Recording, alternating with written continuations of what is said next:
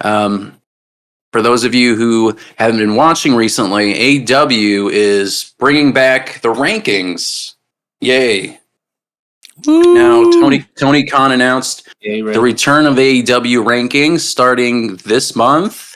They were previously abandoned in August of 2022. Khan mentioned previously that he was reevaluating the ranking system in October of 2022. When it existed, it had a top 5 rankings for men, women, and men's tag teams when the promotion started back in 2019. Tony Khan, with the Twitter fingers, said the rankings are coming back to AEW going forward, starting this month. AEW is having a very exciting January, and this is only the beginning of an amazing 2024 for AEW and our fans. Thank you all watching Saturday Night Collision right now on TNT. So, when you guys started watching AEW, what did you think of the concept of rankings? Did you think it was a good idea? I liked it. I actually can't say. Well, I know David probably watched before I did. Because when did you start watching AEW, David?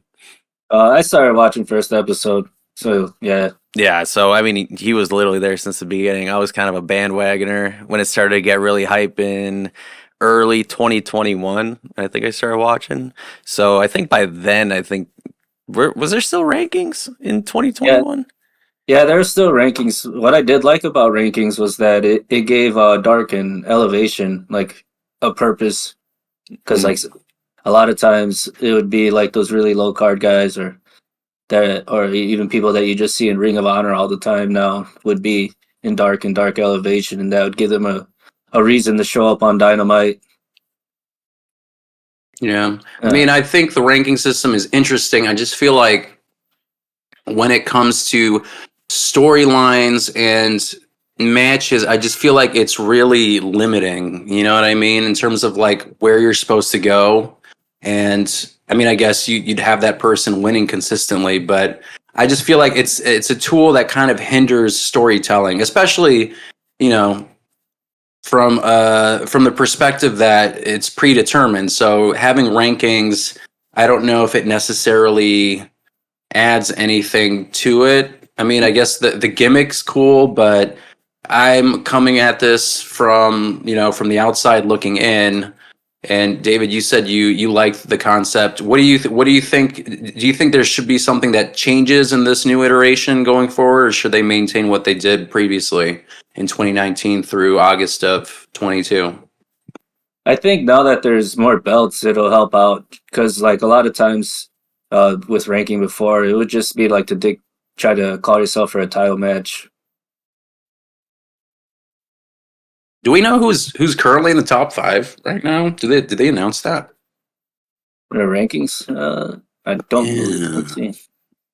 I don't know, but I think rankings have the potential of being the differentiator from the WWE product. I could see it potentially be a really positive thing, actually.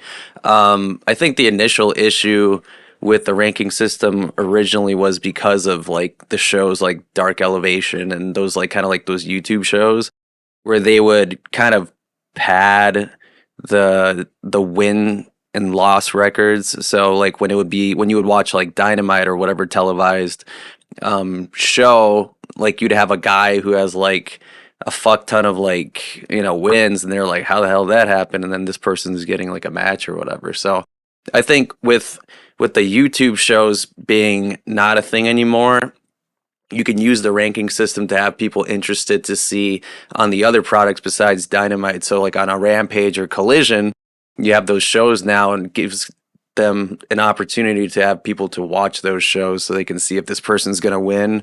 Are they going to have their rankings come up? Or who's going to be kind of in that top 5 to have those championship matches? I think there's a lot of potential, I'm saying.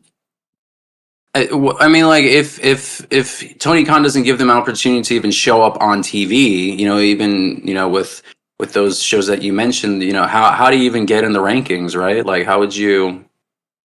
Like if it's all entirely based on rankings, I feel like if he doesn't give certain folks TV time, then they're just kind of SOL. So that's just kind of like, at least from that angle, I feel like that it's a little problematic. But I don't know. I think it's an interesting concept. Yeah. I think if it's done well, I was listening to Bischoff kind of talk about it. I think if Tony Khan was able to bring in people who have done a ranking system in like smaller promotions or whatever, they can make sense of it, so they can orchestrate it in a way where it does work and it makes sense and it feels like more of like a sports presentation, because I think it was Punk who came and supposedly he was the one who kind of got rid of it.